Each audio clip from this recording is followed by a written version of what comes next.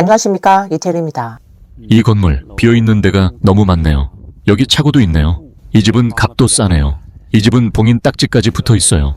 이 건물 전체가 다 비어 있어요. 아무리 봐도 다 빈집이네요. 입주한 집이 한 세대도 없어요. 관리원, 너무 많이 지은 거죠? 요즘은 집을 사겠다는 사람이 없어요. 한때는 정말 북적였던 7대하 시장, 양광상성 그 시절 7대하 이 지역이 얼마나 활기찼는지 기억하시죠? 그런데 지금은 정말 처참하네요. 사람이 없어요. 이 깊은 산 속에 혼자 살려니 무섭기도 하네요. 이 마을엔 이제 저 혼자만 남았어요. 젊은 사람들은 다 떠나버렸고 어르신들은 자녀들이 모두 모셔갔어요. 이제 둘만 남았어요. 마을의 희망이죠. 2명의 유치원생이 이 마을을 버티게 하고 있어요. 참 대단하네요. 동북 지역, 과연 더 버틸 수 있을까요? 저는 우리 동북이 다시 살아나길 진심으로 바랍니다. 동북 삼성에 동시에 경고등이 켜졌어요. 그딴 헛소리 그만 좀 하세요. 무슨 동북 지역 평균 월급이 8,000위안이라니. 그건 새가 거위알을 낳다는 거짓말이죠. 억지로 부풀리는 것도 정도가 있어야죠. 8,000위안이 어디서 나온 수치인가요? 도대체 누구랑 평균을 낸 건가요? 우리가 가난하긴 해도 바보는 아닙니다. 동북 형님들, 지금 다 어떤 상황인데요? 최근 몇 년간 중국 동북 삼성의 경제는 전국적인 흐름에서 뚜렷하게 뒤처지는 모습을 보이고 있습니다. 산업 성장세는 둔화되고 인구는 지속적으로 유출되고 있으며 지방재정 역시 갈수록 악화되고 있는 상황입니다. 심지어 현지에서는 이를 두고 낡은 공기업 기지의 혹한기라는 자주 섞인 표현까지 나오고 있습니다. 그러나 과거를 돌아보면 동북 지역은 한때 중국에서 가장 부유하고 산업 기반이 가장 탄탄한 지역 가운데 하나였습니다. 중공 정권 수립 이후 오랜 기간 동안 이 지역은 공화국의 장남으로 불리며 중국 중공업과 국유 경제의 핵심 역할을 담당해왔습니다. 그렇다면 왜 과거의 공화국의 장남이 오늘날에는 경제의 저지대로 전락하게 된 것일까요? 이에 대해 많은 분석가들은 그 원인을 중공 당국의 장기적인 정책 실패에서 찾고 있습니다. 경직된 국유기업 구조, 민간 경제에 대한 억압, 지속적인 행정 통제와 개혁 지연이 지역 경제의 활력을 갉아먹었다는 지적입니다. 이러한 구조적 문제 속에서 오늘날 점점 더 많은 동북지역 주민들은 현실에 대한 깊은 무력감과 좌절을 느끼고 있으며 이곳을 떠나야만 미래가 보인다고 말하는 목소리도 갈수록 커지고 있는 실정입니다. 혹시 올해 하얼빈에서 얼마나 많은 사람들이 일자리가 없이 지내고 있는지 아시나요? 겨울만 되면 이렇게 일 없이 지내는 사람들이 다 어디로 가는지 알고 계세요? 요즘 얼마나 많은 인기 상점들이 권리금도 없이 급하게 넘겨지고 있는지, 얼마나 많은 점포들이 임대 간판을 걸고 비어 있는지 보신 적 있으신가요?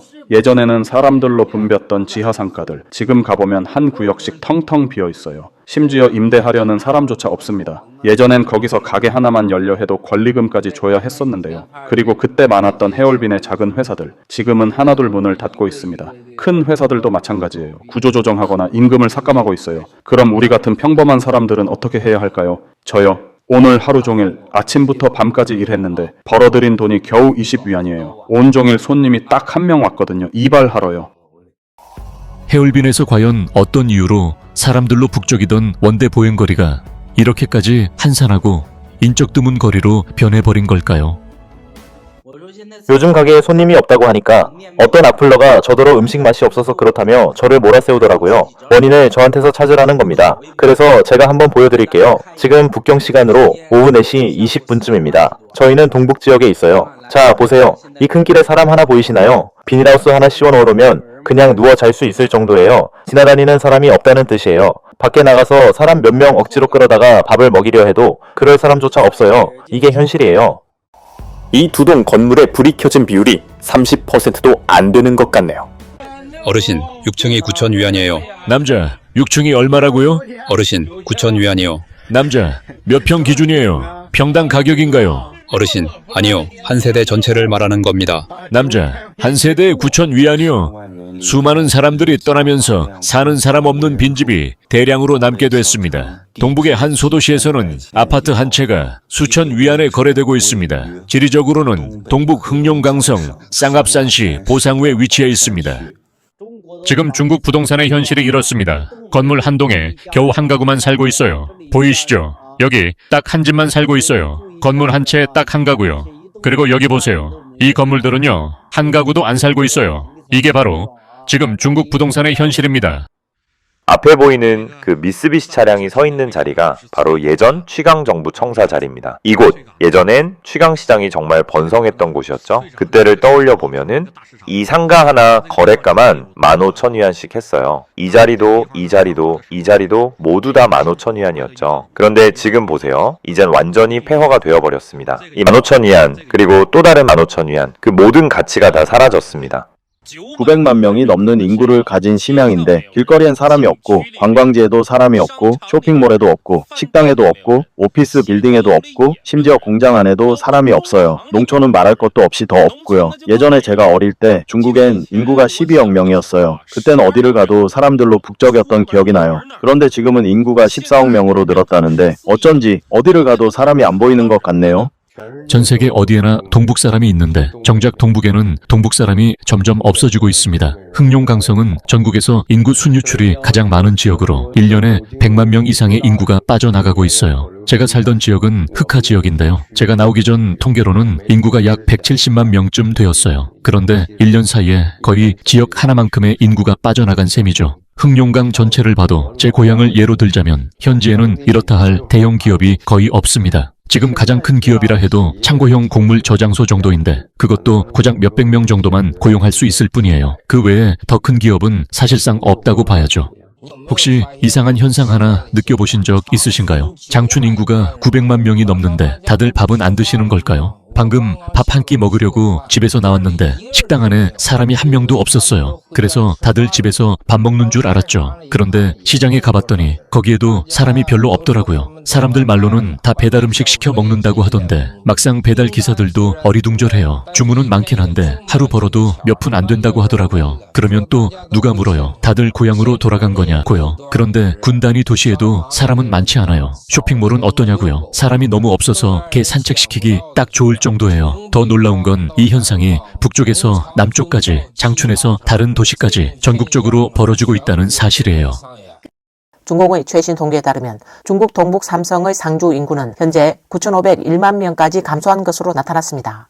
이는 2010년의 1억 900만 명과 비교할 때 불과 14년 만에 1,456만 명이 줄어든 것으로 해남성 전체 인구의 약 1.4배에 해당하는 규모가 사라진 셈입니다. 이 감소폭은 무한, 정주, 소주 등 중국의 주요 대도시 상주 인구보다 많은 수치로 동북 지역의 인구 유출이 얼마나 심각한 수준에 이르렀는지를 단적으로 보여줍니다. 이러한 변화 속에서 점점 더 많은 사람들이 미래에 대한 불안감을 느끼고 있으며 1980년대생과 1990년대생은 물론 이제는 2000년대생들까지도 결혼과 출산을 늦추거나 아예 포기하는 방향으로 움직이고 있습니다. 이는 개인의 선택이라기보다 갈수록 가중되는 생활 압박을 줄이기 위한 현실적인 대응이라는 분석이 나옵니다. 출생 통계는 이 같은 위기를 더욱 분명하게 보여줍니다. 공식 발표에 따르면 2024년 요령성과 길림성의 출생 인구는 총 27만 7천 명에 불과했습니다. 반면 흑룡강성은 이미 2년째 출생 통계를 공개하지 않고 있는 상황입니다. 다만 흑룡강성의 출생률이 1000명당 3.35명에 불과하다는 점을 감안하면 2024년 한 해 동안의 출생 인구는 10만 명에도 미치지 못했을 가능성이 크며 일부에서는 5만 명 이하일 수도 있다는 추정까지 나오고 있습니다. 이러한 수치를 종합하면 2024년 동북 삼성 전체의 출생 인구는 약 35만 명 수준으로 추산됩니다. 반면 사망률은 빠르게 상승하고 이혼율은 역대 최고치를 기록하고 있어 인구 구조의 불균형은 더욱 심화되고 있습니다. 이와 관련해 일부 네티즌들은 현재의 동북 지역 상황을 두고 아이도 안 낳고 결혼도 안 하고 살 생각도 없다며 이른바 인구 삼재라고 표현하기도 했습니다. 또 다른 사람들은 10개 마을 중 9개가 비어있다라는 말로 동북 지역의 현실을 씁쓸하게 풍자하고 있습니다. 이 모든 지표들은 동북 삼성이 단순한 경기 침체를 넘어 인구, 사회, 경제 전반의 구조적 위기에 직면해 있음을 보여주는 신호로 해석되고 있습니다. 우리처럼 이렇게 큰 마을도 곧 텅 빈 마을이 될지도 모르겠어요. 여러분이 계신 곳은 이미 빈 마을이 되었나요? 부모님이 살아계시면 인생에는 아직 돌아갈 길이 남아있지만 만약 부모님마저 안 계신다면 당신은 과연 고향으로 돌아갈 생각이 있으신가요? 저희 마을은 사실상 사라졌다고 해도 과언이 아닙니다. 저희 윗세대가 돌아가시기만 하면 마을은 완전히 비게될 거예요. 왜냐하면 저희 세대, 그러니까 80년대생, 90년대생들은 농촌을 떠나 도시에서 일하고 도시에서 집을 사게 되면 호적도 대부분 이전하게 됩니다. 그럼 그 다음 세대는 말할 것도 없이 도시 호적을 갖게 되죠. 그래서 농촌에 남는 토박이는 점점 줄어들고 있습니다. 지금 농촌은 빈 마을이 되었고 노인들만 남아있는 외로운 마을이 되어가고 있어요. 노동력은 심각한 단절 상태입니다. 정말 저는 모르겠어요. 30년 후도 아니고 10년 후에 이 땅과 논밭을 누가 경작하게 될지.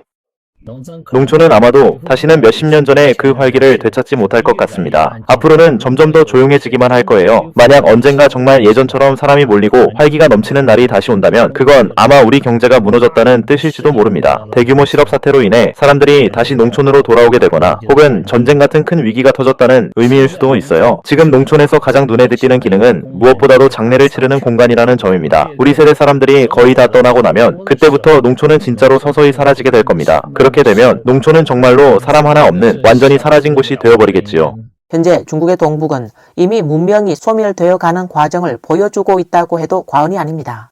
동북이 가난한 이유는 산업 구조에 문제가 있기 때문입니다. 동북 지역의 산업 구조는 중공업을 절대적인 핵심으로 삼고 있습니다. 주의하셔야 할 점은 단순한 핵심이 아니라 절대적 핵심이라는 점입니다. 중공업 국유 기업이 동북 경제의 기둥 역할을 하고 있으며 거의 모든 동북 도시가 이런 구조를 가지고 있습니다. 장춘의 제일자동차, 안산의 안산강철, 심양의 신비항공 등 대도시들은 말할 것도 없고 작은 삼선 도시인 호리도 같은 곳에도 신공장, 동제련소, 조선소, 비료공장, 화학공장 등 각종 중공업 시설이 즐비합니다. 중공업이 많은 게 좋은 일 아닌가요? 그런데 왜 중공업이 가난하게 만드는 걸까요? 제가 말씀드리는 건요. 중공업이 가난하다는 게 아닙니다. 그쪽 사람들, 공장장, 부서장, 간부들은 돈이 많습니다. 제가 말하는 건 그 밑에 있는 노동자들이 가난하다는 겁니다.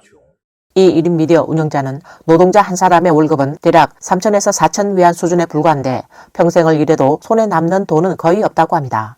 그에 따르면 부모 세대인 1950년대, 1960년대생들은 대부분 공장이나 광산에서 일하던 노동자였고 그 결과 동북 지역 주민들 전반이 자산을 축적하지 못한 상태로 살아오게 되었다는 것입니다. 결국 많은 가정이 그저 하루하루 입에 풀칠하며 살아가는 수준에 머물러 왔다는 설명입니다. 서민들의 손에 여유 자금이 없다 보니 지역 내 소비 역시 위축될 수밖에 없습니다. 음식점 가격이 조금만 높아도 손님이 줄고 놀이시설 요금이 조금만 비싸도 소비가 이루어지지 않으며 호텔 요금이 약간만 올라가도 투숙객이 급감하는 상황이 반복되고 있다는 것입니다. 이런 이유로 동북 지역의 물가는 전반적인 낮은 수준에 머물러 있고 자영업자들 역시 수익을 낼 여지가 거의 없어 돈을 벌기 어려운 구조가 고착화되었다고 분석합니다. 이 과정이 위에서 아래로 이어지는 전형적인 악순환을 만들어냈다는 지적입니다. 반면 남방 지역의 산업 구조는 전혀 다른 모습을 보이고 있습니다. 대표적인 사례로 절강성이 언급됩니다. 주지의 니트 공장, 커튼과 이불 커버를 생산하는 공장들, 대당의 양말 공장, 의효의 각종 자파 상권, 문주의 안경, 가죽, 신발 산업 등은 절강 지역이 경공업 중심의 민영 기업에 의해 주도되고 있음을 보여주는 사례로 꼽히고 있습니다. 물론 이러한 민간 경공업 중심의 산업 구조는 동북 지역의 대형 중공업과는 성격상 비교하기 어려울 수 있습니다. 그러나 개인의 입장에서 보면 이야기는 달라진다는 설명입니다. 예를 들면 안강에서 10년을 일한다고 해서 그 경험을 바탕으로 개인이 직접 철강 회사를 세울 수 있겠냐는 것입니다. 철강 산업에는 수백억 위안의 자본이 필요하기 때문에 일반 개인이 감당할 수 있는 영역이 아니라는 점을 지적합니다. 반면 절강 지역은 구조가 다릅니다. 양말 공장에서 3에서 5년 정도 일한 뒤 친구들과 자본을 모아 소규모 양말 공장을 차리는 것이 상대적으로 현실적인 선택이 될 수 있습니다. 초기 투자금이 크지 않고 성공할 경우 일정한 수익을 기대할 수 있는 구조이기 때문입니다. 이 운영자는 결국 이러한 산업 구조의 차이가 동북과 남방 지역의 경제 활력과 개인의 기회 격차를 만들어내고 있다고 정리했습니다. 그래서 절강성 전체를 보면 서민들 손에 돈이 넉넉한 편이에요. 그러니 어떤 업종이든 장사가 잘 되는 겁니다. 음식점 가격이 조금 비싸도 먹는 사람이 있고 호텔 요금이 비싸도 서비스만 좋으면 묵는 사람들이 있어요. 이런 구조가 전체 경제의 선순환을 이끌어내는 거죠. 그리고 요즘 창업 기회라고 하면 대표적으로 더우인의 라이브 커머스잖아요. 그런데 동북에서 이걸 할 수 있을까요? 상품 공급처가 있나요? 작은 자파류는 절강에 있고 의류, 모자, 신발 같은 건 광주에 물류 공급이 몰려 있어요. 근데 동북에선요, 당신이 라이브 방송을 하려면 결국 대표 같은 캐릭터가 나와서 판매해야죠. 왜냐하면 당신에겐 물건이 없거든요. 당신이 안강의 철강을 라이브로 팔 수 있어요? 아니면 심양의 비행기를 생방송으로 팔 수 있나요? 그게 말이 되냐고요. 그냥 헛소리일 뿐이에요. 동북 지역의 90년대생, 2000년대생들은 애초에 기회 자체가 거의 없습니다. 한번 진지하게 생각해 보셔야 합니다. 당신 아버지가 연줄이 없다면 남쪽으로 내려가 일하는 걸 진지하게 고려해 보셔야 해요. 동북에 남아서 할 수 있는 게 뭘까요? 식당에서 호텔에서 서빙, 주유소에서 기름 넣어주기, 공무원 조직, 연줄 없으면 못 들어갑니다. 국유기업, 연줄 없으면 못 들어갑니다. 은행, 연줄 없으면 절대 못 들어갑니다. 초등학교 체육교사 하나 되려고 해도 줄이 필요합니다. 그러니 빨리 결정하세요. 동북지능을 기다릴 시간에 당신 미래부터 챙기세요. 요즘 많은 분들이 이렇게 말씀하세요. 동북 사람이 점점 줄고 있다. 동북의 젊은이들이 사라지고 있다. 그에 대한 원인을 정책적인 문제로 분석하는 경우도 많습니다. 그런데 저는 제 개인적인 경험을 통해 왜 제가 동북에 더 이상 머물지 않게 되었는지 말씀드리고 싶어요. 이 여성은 2급 대학을 졸업한 1인 미디어 운영자로 2016년 간호학과를 졸업한 이후 흥룡강성의 한 3급 갑등급 병원인 삼갑병원에 취업 지원을 한 경험이 있다고 밝혔습니다. 그러나 해당 병원이 제시한 채용 조건은 신장 160cm 이상, 영어 6급 자격증 필수로 매우 까다로웠습니다. 당시 그녀가 속해 있던 학급은 총 38명이었는데 이 가운데 영어 6급을 통과한 학생은 단 1명뿐이었다고 합니다. 결국 그녀 역시 이 기준을 충족하지 못해 채용에서 탈락하게 되었다고 설명했습니다. 한편 그녀가 실습을 했던 천진의 한 최상급 병원 사례를 보면 채용 기준이 지역에 따라 다르게 적용되고 있음을 알 수 있습니다. 천진 지역 출신자의 경우에는 전문대 졸업자도 지원이 가능했지만 타 지역 출신자에게는 무조건 2급 대학 이상 학력이 요구되었다는 것입니다. 이에 대해 그녀는 현지인 보호 정책이 분명히 존재합니다. 외지인이 들어가려면 훨씬 높은 기준을 충족해야 하고 현지인은 상대적으로 조건이 완화되는 것이 현실입니다. 라고 말했습니다. 이 사례는 중국 의료 취업 시장에서 학력 기준뿐 아니라 지역 출신이 중요한 변수로 작용하고 있음을 보여주는 단적인 예로 해석되고 있습니다. 그 후에 제가 다른 병원들에 구직을 하러 다녔을 때였어요. 그때 어떤 병원에서 저한테 뭐라고 했는지 아세요? 모모씨, 이력서는 저희 원장님이 보셨는데 정말 만족하셨어요. 시간 괜찮으실 때 한번 면접 보러 오실 수 있을까요? 이렇게 말씀해 주시더라고요. 제가 오히려 좀 민망했어요. 구직자 입장이잖아요. 그렇죠? 그래서 제가 언제 가면 괜찮을까요? 하고 여쭤봤더니 그쪽에서 이렇게 말씀하시는 거예요. 지금부터 1월 1일 전까지 언제든 편하신 날에 연락주세요. 그럼 제가 기차역까지 마중 나가겠습니다. 그때가 아직 1월 1일까지 한 달 넘게 남아있던 시점이었어요. 그분들의 그런 친절하고 적극적인 태도를 보면서 생각했죠. 동북은 저를 붙잡는 게 아니라 그냥 밖으로 떠밀고 있었던 거구나. 이런 대접을 받아보니까 도대체 동북에서는 제가 어떻게 취업을 할 수 있었겠어요? 전 영어 6급 자격증이 없었거든요. 그러니까 제가 동북을 남고 싶지 않아서 떠난 게 아니라 남고 싶어도 남을 수 없었던 거예요. 따라서 동북 지역의 쇠퇴는 단순한 자연적 흐름이라기보다는 사람에 의해 만들어진 결과에 더 가깝다는 평가가 나옵니다. 그 내부에는 분명한 악순환의 고리가 존재하고 있습니다. 구조를 살펴보면 국유 기업 비중이 높고 그에 따라 효율은 낮아지며 민영 경제는 취약해지고 혁신의 동력은 부족해집니다. 그 결과 일자리는 줄어들고 인구는 외부로 빠져나가며 고령화는 심화되고 내수는 위축되고 투자는 감소하며 정부 재정은 갈수록 압박을 받게 됩니다. 이 과정 속에서 개혁의 여지도 점점 좁아지고 있습니다. 이는 단순히 경제 구조상의 문제를 넘어 제도적 결함이 누적된 결과라는 지적도 적지 않습니다. 특히 문제로 지적되는 부분은 석건평 집권 이후 나타난 또 한 차례의 경제 노선 전환이 동북 경제를 살리기는커녕 오히려 더 큰 타격 속으로 밀어넣었다는 점입니다. 물론 앞으로 동북 경제가 어디로 나아가야 하는지에 대한 논의도 중요합니다. 그러나 대부분의 서민들에게 더 절실한 인식은 동북이 결국 중국 경제의 한 구석에 불과한 지역이라는 현실입니다. 그렇다면 중국인들은 진정으로 던져야 할 질문은 이것입니다. 중국의 미래는 어떤 방향으로 나아가야 하는가? 그리고 국민들은 과연 어떻게 해야 진정한 행복을 누릴 수 있는 것인가? 이 질문은 동북만의 문제가 아니라 중국 사회 전체가 마주한 근본적인 과제로 남아 있습니다. 오늘 뉴스는 여기까지입니다. 시청해 주셔서 감사합니다.